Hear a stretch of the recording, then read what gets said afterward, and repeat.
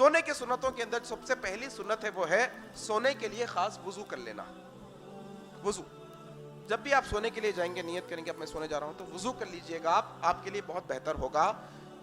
وضو میں سونے والے بندے کے تعلق سے اللہ کے نبی کہتے ہیں جو کوئی بندہ طہارت اور وضو کی حالت میں رات بسر کرے گا تو اس کے لیے آسمان سے ایک فرشتہ نازل ہوگا جو اس کے پاس بیٹھ کر اللہ سے دعا کرے گا اس کے ہر کروٹ پر.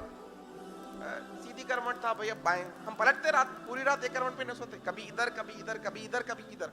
تو اللہ کے نبی کہتے ہیں وہ فرشتہ آسمان سے آیا ہوا وضو کی حالت میں سونے کی وجہ سے آپ کے ہر کروٹ پر اللہ سے دعا کرے گا اے اللہ تو اس بندے کے گناہوں کو معاف فرما کیونکہ اس نے پاکی کی حالت میں رات کو گزارا ہے. اللہ تو کیا ہے وضو کر کے رات کو سونا, یہ اللہ کے نبی صلی اللہ علیہ وسلم کی سنت ہے. دوسری سنت اللہ کے نبی صلی اللہ علیہ وسلم نے کہا کہ تم بستر پر جانے سے پہلے بستر کو اچھی طرح سے جھاڑ لو, صاف کر لو, نہ جانے اس میں کوئی چیز چھپی ہو, کیڑا مکوڑا پتنگا. یہ اللہ کے نبی کی سنت ہے. اور اس کے علاوہ اللہ کے نبی صلی اللہ علیہ وسلم کی سنت ہے کہ آپ سونے سے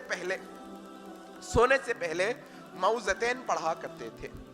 معوذتین مطلب معوذتین 3 قل کے سوروں کو معوذتین کہا جاتا ہے, ٹھیک ہے نا.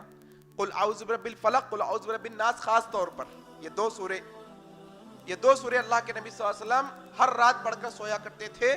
اور وہ پڑھنے کا طریقہ کار یہ ہوتا اللہ کے نبی صلی اللہ علیہ وسلم اپنی دونوں ہتھیلیوں کو اس طرح سے ملا لیتے اور اس کے بعد سورہ فلق اور سورہ ناس پڑھتے اور اپنی ہتھیلیوں کو کھول کر ان پر تھوڑے تھوک کے چھینٹے پھونکتے اور اپنے جسم پر جتنا ہو سکتے اتنا مل لیتے اور سیدھے کروٹ اللہ کے نبی صلی اللہ علیہ وسلم اپنے یہ سیدھے ہاتھ کو اپنے گال کے نیچے رکھ کر سویا کرتے تھے.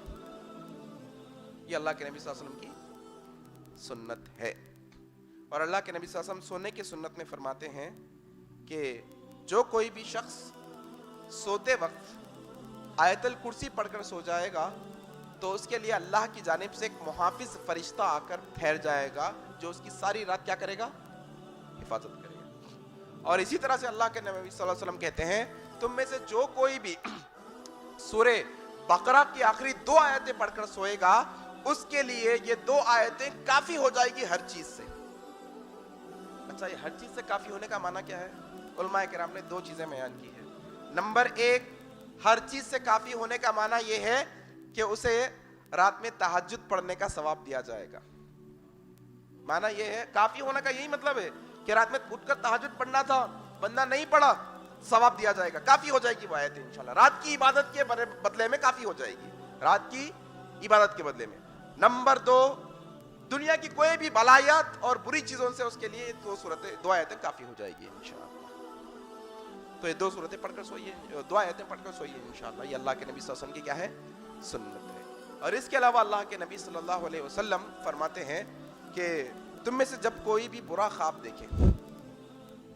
دیکھے تو اپنے نیند کو ہوشیار کر اٹھ کر بیٹھ جائے اور اس کے بعد دعا پڑھے اعوذ بکلمات اللہ التامات من شر ما خلق. کتنی دفعہ؟ 3 دفعہ پڑھ کر اپنی بائیں جانب 3 دفعہ تھوکے اور جو کروٹ پر پہلے سو رہا تھا اب دوسری کروٹ پر سو جائے انشاءاللہ. یہ اللہ کے نبی صلی اللہ علیہ وسلم کی کیا ہے, سنت ہے. تو یہ سونے کی سنت ہے. اور سونے کی سنت میں ایک اور سنت دعا ہے سونے کی. کیا ہے؟ اللہم باسمک اموت و احیا, اے اللہ ہم تیرے نام کے ساتھ مرتے ہیں اور تیرے نام کے ساتھ جیتے ہیں. مرنے جینے کا معنی کیا ہے معلوم؟ یہ دعا کے اندر دیکھ